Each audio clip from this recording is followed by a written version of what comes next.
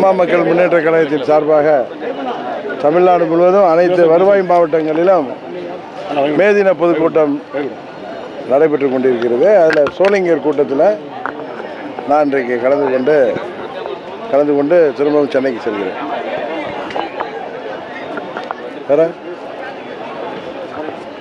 திருமாவளவன் இந்த நம்ம காஷ்மீர் பிரச்சனைக்காக என்ன சொல்றாரு? அதான் இப்போ என்ன அமித்ஷா வந்து பதவி விலகணும், மோடி பதவி விலகணும்னு சொல்றாரு. இல்லை சகோதரர் திருமாவளவன் அருகில் இருக்கிற கள்ளக்குறிச்சியில் விஷச்சாராயத்தை குடித்து 66 பேர் உயிர் போவதற்கு காரணமாக இருந்த, இன்னும் சொல்லப்போனால் அதில் கைதானவங்க திரும்பவும் ஜெயிலேருந்து வந்து விடுதலை வெயிலில் வந்து திரும்பவும் ஒருவர் உயிருக்கு காரணமாக இருந்த இந்த ஆட்சியாளர்களை அவர் முதல்ல ரிசைன் பண்ண, முதல்வர் அதுக்கு பொறுப்பேற்று ரிசைன் பண்ண சொல்லியிருந்தால் இப்போ அவர் சொல்வது ஏற்றுக்கொள்ளத்தக்கதாக இருக்கும். ஆனால் இப்போ அவர் பேசுறது வேடிக்கையாக தான் இருக்குது. அந்த கேள்வி கேட்கும்போது அவர் அந்த ஸ்டேஜ்லேருந்து இல்லை நண்பர் திருமாவளவன் நான் பெரும் மதிக்கக்கூடிய நண்பர். ஆனால் இப்போல்லாம் அவர் பேசுறது வந்து எதுவுமே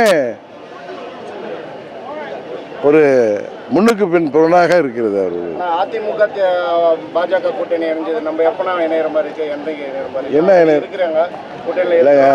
நாங்கள் 24 தேர்தலில் ஏன்னா இப்போ என்னன்னா, ஏன் பிரதர் நீங்கள் கேட்குறீங்க எல்லாம் ரைட்டு. இன்றைக்கு இந்த தமிழ்நாட்டு ஆட்சியாளர்களை எதிராக உச்சநீதிமன்றம் என்னெல்லாம் கண்டனம் தெரிவிச்சிருக்கு. ஒரு அமைச்சர் பதவியில் தொடரணுமா இல்லை ஜெயிலுக்கு போகணுமான்னு கேட்டு அவர் பதவி விலகப்பட்டிருக்காரு. இன்னும் சொல்ல போனால் இந்த திமுக ஆட்சியில் சிறு குழந்தைகள்லேருந்து வயது மூதாட்டிகள் வரை வெளியிலே போக முடியாத அளவு சட்டம் ஒழுங்கு கெட்டு கிடக்கிறது. கூலிப்படைகள் அதிகமாகிட்டுருக்கு. இதை பற்றியெல்லாம் கேட்காம நீங்கள் எங்களது கூட்டணி பற்றியே கேள்வி கேட்டு திசை திருப்புவதாக தெரிகிறது. அதாவது தமிழ்நாட்டு மக்கள் இன்றைக்கு வாட்டி வதைகின்ற திமுக ஆட்சியை பற்றி கேள்வி கேட்டால் இன்னும் நல்லாக இருக்கும். திமுக கூட்டணியில் திருமாவளவன் நீடிப்பாருங்க. அந்த ஜோசியெல்லாம் எனக்கு தெரியாது, நீங்கள் அவர்கிட்ட தான் கேட்கணும்.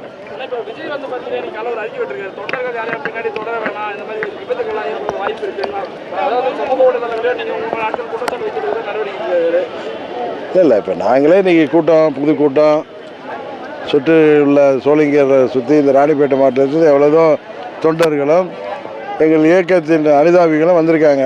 ஆயிரக்கணக்கான பேர். அவர்கள்லாம் பாதுகாப்பாக திரும்பி போகணுன்னு நாங்கள் சொல்கிறோம். அது மாதிரி ஒரு கட்சி தலைவர் அவருக்கு தொண்டர்களுக்கு அவர் ஒரு கோரிக்கை வைப்பது ஒரு நியாயமான ஒன்று தானே. அதை போய் நம்ம கிரிட்டிசைஸ் பண்ண வேண்டிய அளவுக்கு என்ன இருக்குது அதில்?